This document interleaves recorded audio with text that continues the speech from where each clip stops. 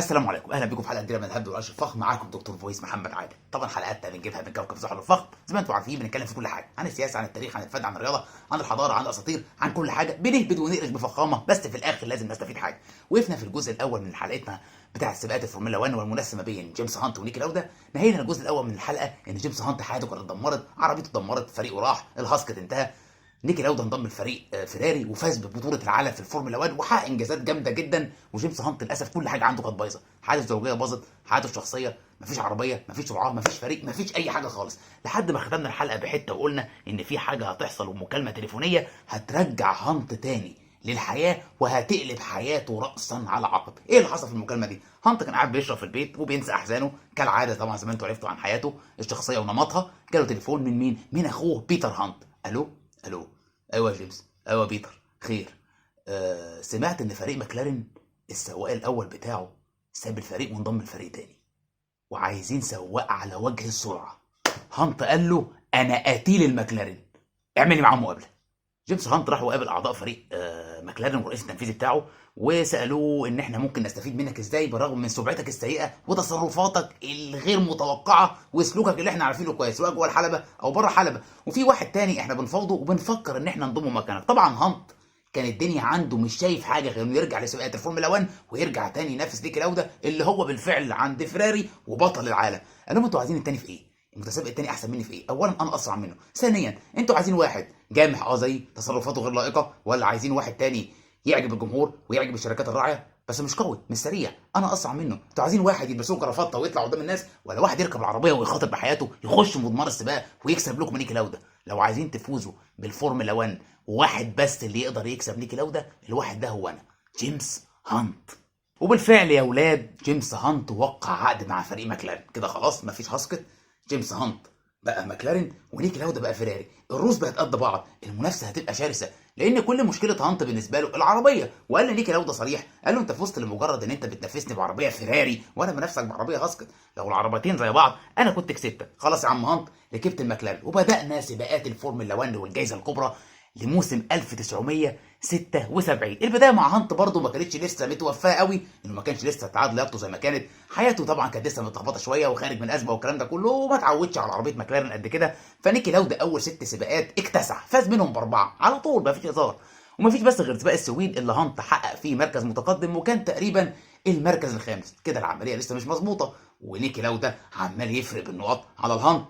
مالكش حجه يا هانت، ماكلارين وجبنا لك، ايه المطلوب دلوقتي؟ المهم يا سيدي وصلنا لحد حلبة باريس فرنسا وحلبة موناكو، وهنا جيمس هانت اخيرا فاز على نيكي لاودا وفاز بالجائزة الكبرى وحقق المركز الاول في سباق موناكو، وبدأ يشم نفسه ويفوق. وقابل نيكي لاودا بعد ما فاز بالسباق بعد الاحتفال وقال له مش قلت لك ان الفرق بينك وبين العربيه؟ شفت لما انا ركبت المكلارين مكان الهاسكت انا عملت ايه وكسبت؟ طبيعي طبعا ان انا اكسب لان انا اسرع واقوى منك. ونيكي لاودا منه كان عارف طبيعه هانت طبعا وراسي على الدور وعارف اللي حصل له من مراته سوزي ميلر لما تفتكروا من الحلقه الاولانيه. قال له غريبه قوي ان انت تكسب والناس تحبك، امر عادي، انت كده كده مهرج وبتحب اللعب والهزار، هم عاجبينك، بس بص لنفسك وحياتك الشخصيه، مراتك سايباك وهي اللي سابتك وحياتك كلها متخبطه، انا راجل محترم انيق ملتزم وزي الفل، مفيش عندي اي حاجه، بنام بدري وبصحى بدري، وكده كده في الاخر مش سباق واحد اللي يحسم البطوله يا هانت، اهم حاجه انك تكمل وتجمع نقط. طبعا زي ما تقولوا نيكي لاودا حرق دم هانت شويه. وبخلاف الحديث عن السباقات والمنافسه اللي طبعا كانت شغاله خلاص احنا بدانا البطوله، الحياه الشخصيه للاثنين برضه كانت عكس عكاس، واحد كده وواحد كده. يعني جيمس هانت كان سايب مراته زي الفل ورجع لحياته الاولانيه، استمر فيها، يشرب يسكر يعمل علاقات ينام يصحى يروح السباق، عايش حياه جامحه وبوهميه زي ما هو بالظبط. على عكس نيكي لاودا كان اتعرف على ست شيك كده شبهه او منظمه وانيقه ايطاليه اسمها مارلين واتجوزها وبدأوا مع بعض حياه زوجيه سعيده. الراجل بيصحى يتمرن يشوف العربيه يسابق في السباق يرجع ينام في بيته وزي الفل. يعني حتى الفرق بين الحياه الشخصيه ما بين هانت ونيكي لاودا كان في فرق كبير وكل واحد ماشيها على حسب شخصيته، ولكن طبعا ده ما كانش فارق اي حاجه مع هانت ولا ياثر عليه، اهم حاجه عنده السباق وان يكسب نيكي لاودا ويبقى بطل العالم. وصلنا لحد حلبة سباق نوربو جرينج في ألمانيا، ودي أحد سباقات وحلبات سباق الفورمولا 1 والجائزة الكبرى. الحلبة دي كانت حلبة مشهورة جدا وكان ليها اسم لطيف كده مشهورة بيه في عالم سباقات الفورمولا 1 اللي هو إيه؟ كان اسمها مقبرة سائقي الفورمولا 1. الحلبة دي توفي عليها 13 سائق من سائقي سيارات الفورمولا 1 من عام 67 ل 75. السباق صعب، المضمار ضيق، متعرج مليان ملفات، ما تعرفش تاخد راحتك في السرعه وانت بتلف. ده غير كمان ان ممكن يبقى الطقس سيء هناك في المانيا في نوربرينج في اي وقت وتحصل مصيبه، ومات فيها فعلا 13 سائق. المهم يا سيدي، نتيجه المعلومات دي وفعلا يومها كان الطقس سيء جدا، نيكي لاودا صحي وقرر انه يعمل اجتماع مع اللجنه المنظمه للسباق ومع كل السائقين. خير يا جماعه، نيكي لاودا عايز اجتماع، يلا يا جماعه انا مجمعكم النهارده. طيب دلوقتي الدنيا صعبه، الطقس سيء، الامطار، دي مقبره سائقي الفورمولا 1. طب عايز ايه يا نيكي؟ خلص، انا عايز الغي سباق حلقه نوربورجرينج خالص.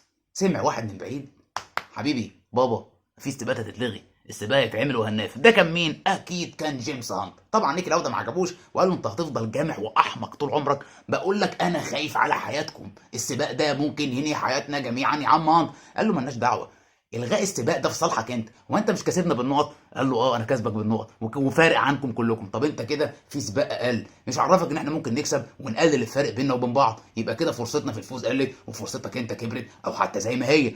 طبعا نيكي لاودا مصمم يقنعه ان السباق ده خطر، فقال لك ناخد الاصوات. طبعا يا جماعه الناس اللي عايزين السباق يكمل ولما سمعوا كلام جيمس هانت ورفعوا ايديهم وخرجوا التصويت، كان نسبه تقريبا كاسحه، كان تقريبا 70 ل 30%، وفعلا قرروا ان هم يعملوا السباق. وهنا نيكي لاودا برضه كان مصمم ان ده غلط وان هم بيعرضوا حالته بالخطر. يا جدعان انتوا مجانين، السباق ده احنا ممكن نموت فيه. ساعتها هانت طلع وقال له: بقول لك ايه، والله انت لو عايز تنسحب وتتنازل عن النقط بتاعتك سيبنا احنا نسابق، انما بقى اذا كنت انت شايف ان انت الاسرع او انت شاكك ان انت مش الاسرع، انزل وقاتل في السباق زي الرجال. وللاسف كلام جيمس هانت دخل دماغ نيكي لاودا واغضبه وعشش في نافوخه، وفعلا السباق اتعمل ونيكي لاودا ما انسحبش وشارك فيه. مطر غزير، اجواء زي الزفت، حلقه نوربورجرينج، مقبره سائقي الفورمولا 1، الدنيا تمام، يلا يا جماعه هنسابق، يلا اتكلنا على الله.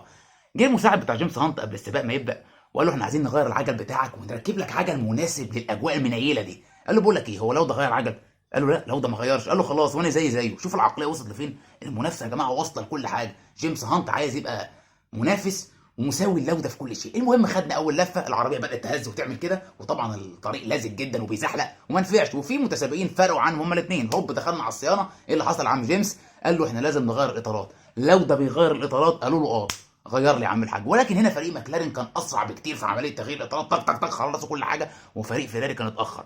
ولودا شاف جيمس وهو بينطلق بعد ما غير وظبط الصيانه بتاعته اسرع منه وفرق عنه. وهنا لودا من كلام جيمس قبل السباق والحاله اللي وصل ليها جوه السباق، وان هو اتهمه ان هو اصلا مش راجل وخايف يسابق، اتجن وبدا يعمل زي ما جيمس هانت بيسابق وطريقته زيها بالظبط، بيسرع بيخش بيناور ما بيهموش، وضغط على السرعه بطريقه جامده جدا. وهنا في اللفه الثانيه وما تاخرناش كتير، الخزان بتاع الوقود بتاع العربيه الفيراري لنيكي لاودا اتخرم، ونيكي لاودا عربيته لفت اصطدمت بجدار حلبة السباق. وطبعا زي ما انت عارف العربيه سرعتها كبيره جدا، اصطدم، خد لفه على الطريق اللي مليان ميه بسبب المطر، لف. طبعا الحكايه مش محتاج ان انا اكمل، كل اللي جاي خبطوا مره والتانيه والعربيه اتكسرت واشتعلت فيها النيران، ونيكي لاودا اصبح محاصر جوه ما بين الحياه والموت لمده تقريبا من 30 ل 50 ثانيه، مش عارفين يطلعوه. في عربيات وقفت، في سواقين وقفوا عشان يطلعوه مش عارفين، وحده الانقاذ والاسعاف جت لحد ما طلعته استغرقت اكتر من 50 ثانيه. ويقال ان درجه الحراره اللي هو كان فيها جوه مقعد القياده بتاع السياره بتاعته الفيراري كان درجه حراره اكتر من 400 درجه مئويه. طبعا مش محتاج اقول لك اللي حصل لنيكي لاودا بسبب الوضع بتاعه اللي كان في العربيه، الحريق كان صعب جدا ودرجه الحراره زي ما قلت لك كانت 400. ده انت لما بتقعد معلش وعربيه مقفله ازازها لو انت راكب واصله تبقى هتبوس ايد السواق يفتح الشباك وهو ما شاء الله لازق وكده. المهم نيكي لاودا طبعا اتنقل للمستشفى مصاب بحروق بالغه، شعر حواجبه كله اتاكل، جزء من الجبهه بتاعته من فوق ودنه حصل فيها تهتكات في الجلد رهيبه جدا، واتصاب بحروق من الدرجه الثالثه. نقل على المستشفى بين الحياه والموت، مراته مارين راحت معاه، فاقد الوعي ما بيتكلمش، مفيش اي منطق، السباق شغال. وطبعا جيمس هانت هو اللي فاز بسباق المانيا. نيكي لاودا طبعا قعد في المستشفى فتره فاقد الوعي لدرجه ان هم جابوا له واحد القساوسه، واحد من رجال الكنيسه عشان يباركوا ويفضل جنبه في اللحظات الاخيره. قال لك خلاص ده بيشطب ده بيودع ده ما فاقش، ولكن فجاه والقس قاعد قدام السرير بتاعه وبيباركه وبيبدا يقرا عليه بعض الترانيم والتراتيل. فجاه نيكي لاودا حرك ايده ومسك سبحه القس وقال: اخرجوا هذا القس من هنا، انا ما زلت حيا.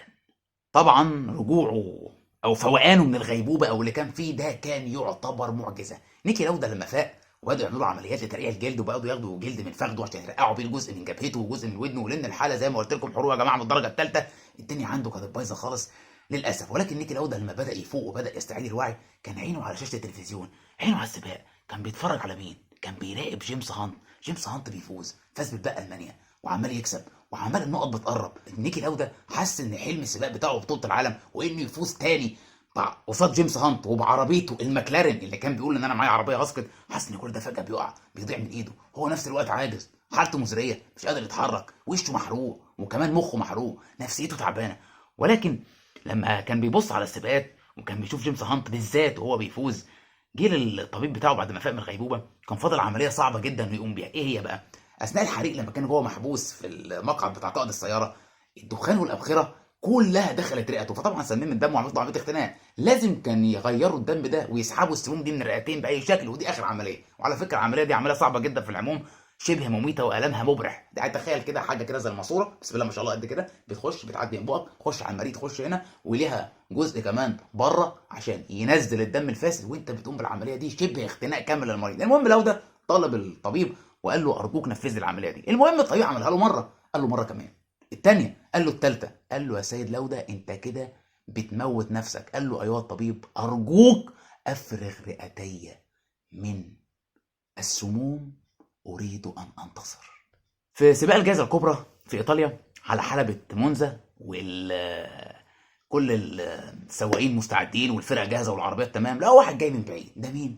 نيكي لاودا. نيكي لاودا قرر يضرب كل التوقعات ويضرب تنقية الرئتين ويضرب الترقيع اللي حصل له في وشه ويضرب كل حاجه ويعود ويشترك ويكمل السباق. قال لك انا كده كده هكمل، مش هسمح بالبطوله بتاعتي والنقط تضيع قدام عيني. المهم فاجئ الجميع بحضوره لايه؟ بحضوره لسباق حلبة مونزا في ايطاليا. وفعلا بدأ لودا السباق، بس كان متخبط جدا. طبعا العمليه كانت مأثره عليه وعينه كمان كانت مأثره عليه، حالته النفسيه والبدنيه ما كانتش حتى وصل ل 50 او 60% من لياقته المعتاده. فدخل السباق، ولكن لما السباق شد قدامه لودا فعلا شد وانهى حلبة مونزا بانتصار رائع، وحقق المركز الرابع بكل اللي كان فيه، وعاد للمنافسه مع جيمس هانت مره تانية. طبعا زي ما انتم عارفين وانا قلت لكم في الحلقه اللي فاتت ان نظام سباقات الفورمولا 1 هي بتبقى سباقات للجائزه الكبرى في عده من بلدان العالم، بين 24 من سائق السيارات وفرق السيارات اللي بتتنافس، وكل سباق بيتحسب على حسب النقط. تمام؟ يعني في الاخر في السباقات بيجمعوا كل قائد او كل سائق حقق كام نقطه، وفي الاخر بيحددوا مين هو السائق بطل العالم والفريق الفائز. المركز الاول كان بياخد 9 نقط، والمركز الثاني كان بياخد 6، والمركز الثالث كان بياخد 4 نقط. طب كام النقط دلوقتي؟ هانت كام ونيكي لاودا كام؟ نيكي لاودا بعد ما غاب وهانت كمل وكسب وفاز بالسباق بتاع برلين. وبعدين حتى لما نيكي لاودا رجع نتائجه ما كانتش قد كده، بغض النظر عن المركز الرابع اللي عمله في حلبة ايطاليا. جيمس هانت رجع وكسب كمان سباقين، كسب حلبة كندا وحلبة امريكا، والنقط قربت. جيمس هانت بقى عنده 65 نقطة ونيكي لاودا بقى عنده 68 نقطة. ووصلنا لآخر مرحلة، صورة الغلاف، وهي سباق جبل فوجي في اليابان. وصلنا لآخر سباق اليابان، سباق جبل فوجي. نيكي لاودا 68 نقطة، جيمس هانت 65 نقطة. وزي ما قلت لكم من زمن النقط اللي فات، لا مفر ان جيمس هانت يفوز بالسباق وياخد ال9 نقط. ليه؟ عشان يوصل لحد 74 بونت، في حين ان لاودا ما يحققش اكتر من المركز الثاني. يعني كده كده حتى لو حقق الثاني يبقى في تعادل، لو خد 6 نقط ده 74 وده 74، ولو حقق المركز الثالث ياخد 4 نقط يوصل ل 72. يعني هانت لازم يكسب السباق، لازم يكسب السباق. المهم يا سيدي دخلنا في اخر سباق وزي الفل. ايه اللي حصل؟ اللي حصل ان الدنيا مطرت والطقس كان سيء جدا. فكرنا وفكر جيمس هانت بالذات بالسباق بتاع حلقه نوربورغرينج فين؟ في المانيا. قال لك بس انا هعمل اجتماع والغي السباق وما خليش السائقين يعملوه. ازاي يا هانت؟ انت؟ قال اه. جيمس هانت على فكره برغم ان هو كان جامح وقرر ان هو يخاطر بحياته عشان يفوز ويكسب السباق هناك في المانيا، افتكر اللي حصل وافتكر ان حصل لنيكي لاودا، لانه من جواه كان حاسس ان هو السبب، هو اللي خلى نيكي ينافس، وهو اللي اصلا عمل السباق وخلى الناس توافق، واستفز نيكي لاودا ان هو يخش، وسبب له في الحادثه اللي حصلت له والجروح المميته اللي حصلت وقعدته في المستشفى بين الحياه والموت. فجيمس هانت حس فعلا بالمسؤوليه وطالب اللجنه ان السباق يتلغي، بس قالوا لا لا حبيبي، حقوق الرعايه مدفوعه، البث التلفزيوني جاهز، شغل عربيتك واتكل على الله. بدأ سباق جبل فوجي في اليابان، الدنيا شغاله، هانت بيسرع، لاودا بيسرع، اللي حواليهم بيحاولوا يحصلوهم، السباق على اشده. هوب الطقس بدا يسوق تاني، المطر شد، الدنيا تمام، الارض بتلزق، نفس الكلام بالظبط حلقه المانيا، هنلف هنعمل الدنيا فيها خطوره لحد ما وصلنا لكام؟ لحد ما وصلنا للفه السباق رقم 5 وعربيه لوده وهانت في الصيانه. وهنا حصلت حاجه غريبه جدا محدش ابدا توقعها. اللي حصل ان نيكي لوده بعد ما اطمن على العربيه والفريق الصيانه قال له العربيه تمام، قال لهم انا هنسحب من السباق ومش هكمل. نيكي لوده في اللحظه دي ايقن بالظبط وراجع شريط حياته وعدى عليه اللي حصل له في حلبة المانيا بالظبط، وبص من بعيد افتكر مراته السيده مارلين لوده، الست الجميله المحبه اللي فضلت معاه وواقفه معاه في كل لحظات حياته. وهنا فكر للحظه، انا استفيد ايه لما اخد الجايزه ومراتي العزيزه تترمل او تبقى من غير زوج ولسه صغيره، وليه افقد الحياه معاها، وليه حياتنا كلها تتدمر في سبيل ان انا ممكن انسحب، والانسحاب ده مش هيأثر فيا في حاجه ولا هيقل مني في حاجه. وفعلا نيكي لوده راح لفريق فيراري وقال لهم انا هنسحب، ومش هقول انه عيب في العربيه عشان كده انسحبت، هقول انا انسحبت وطالبت بالانسحاب عشان احافظ على حياتي. وهنا جيمس هانت كمل السباق ودخل بعد نيكي لوده ما انسحب ونافس بكل قوته، لدرجه ان عربيه جيمس هانت تقريبا كلها اتضررت في السباق، اطار امامي واطار خلفي وعداد السرعه، لدرجه ان المدير التنفيذي لفريق ماكلارين راح له وقال له يا جيمس يا ابني ما تحاولش تخاطر بحياتك، احنا مش عايزين جائزه بطوله العالم ولا فورمولا 1، المهم ان انت تخرج سليم. بس طبعا جيمس هانت في الكلام ده قاتل لحد النهايه وضحى بحياته وغامر عشان ينهي السباق في المركز طبعا انتم مستنيين تعرفوا جيمس هانت كسب ولا لا. جيمس هانت بعد ما خلص ووصل لخط النهايه في شاشه كانت بتعرض النقط، شاشه كانت جايباه انه واخد المركز الرابع ومحقق كام؟ ومحقق واخد المركز الرابع بياخد 3 نقط، وهو كان عنده 65 يبقى 68 نقطه متعادل مع لوده، وشاشه ثانيه بتقول ان هو المركز الثالث وفي الحاله دي ياخد 4 نقط على 65 يبقى 69. طبعا هانت لما عرف الحوار ده خرج بالعربيه ومستني النتيجه، جاله واحد من الفرقه التنفيذيه قال له انا ما قدرتش ان انا الا اني اكمل السباق وخاطرت بحياتي وعارف ان انا ما حققتش. قال له ما حققتش ايه؟ بص. وبص هانت على عداد النقط في الشاشه واللجنه احتسبت له ان هو حقق السباق في المركز الثالث، وفاز جيمس هانت ببطوله العالم وفاز بالفورمولا 1 بفرق نقطه واحده بس عن نيكي لوده. And there's James Hunt. James Hunt finishing third and almost catching Patrick Depailler. And James Hunt is the world champion. James Hunt is the new world champion. Mario Andretti is the winner of the race. تعالوا بقى ايه يا ولاد للزتونه بتاعه الحلقه بعد ما حكينا القصه الخرافيه دي على جزئين وانا نفسي استمتعت بيها، قصه المنافسه الشريفه والعداوه الرائعه ما بين جيمس هانت ونيكي لوده. شخصيه جيمس هانت الشخصيه الجامحه الجريئه اللي بيهموش، اللي عايز يحقق كل اللي هو عايزه او يوصل لغايه في دماغه تحت اي ظرف، حتى لو ضحى بحياته وغامر بحياته ما عندوش اي مشكله. قصاد الشخصيه الثانيه شخصيه منظمه المرتبه الذكيه طبعا مفيش كلام، اللي كل قرار فيها محسوب وبحساب، اللي هي شخصيه نيكي لودا اللي برضه عنده رغبه وعايز ينتصر ويوصل وذكائه وقدراته تاهله كده. الشخصيتين دول هتلاقيهم قدامك دايما في الحياه، واحد كده وواحد كده، ولكن العقليه بتختلف في الاثنين. يعني اقول لك على حاجه، بعد ما جيمس هانت حقق بطوله العالم عايز اقول لك ان هو نافس بعديها سنتين كمان وبطل اعتزل. ليه؟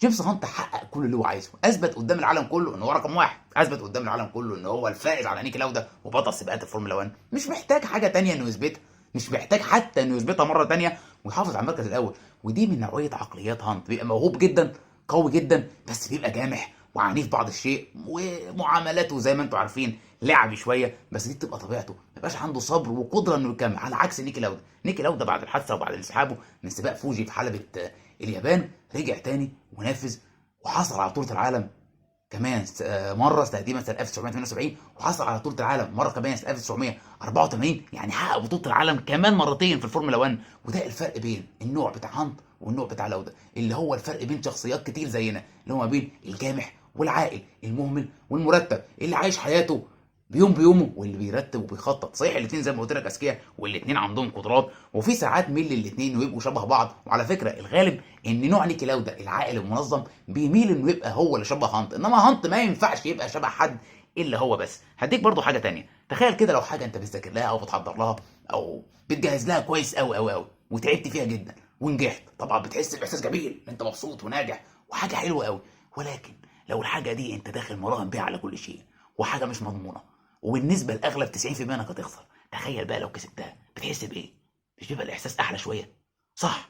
وهنا الفرق ما بين الشخصيات زي ما قلت لك تاني، اللي شبه جيمس هانت واللي شبه نيكي لودا، عقليتين قصاد بعض، شخصيتين قصاد بعض. العقليه هي اللي بتحكم وهي اللي بتتحكم، وهي اللي بتقول الشخص ده هيوصل لايه ويوصل لفين، بدليل حتى ان جيمس هانت اتوفى وهو صغير في السن وعنده تقريبا 45 سنه سنه 1993. ونيكي لاودا زي ما قلت لكم كمل وخد بطوله العالم تاني، مسك فريق فيراري، مسك فريق جاكوار، مدير التنفيذي لفريق مرسيدس، عمل شركه طيران اتحولت بعد كده خطوط الجويه النمساويه. تاريخ حافل جدا مكمل لنيكي لاودا، ومات في سن يعني صغير زي جيمس هانت، توفى وعنده 70 سنه في 2019 في شهر مايو في زيورخ.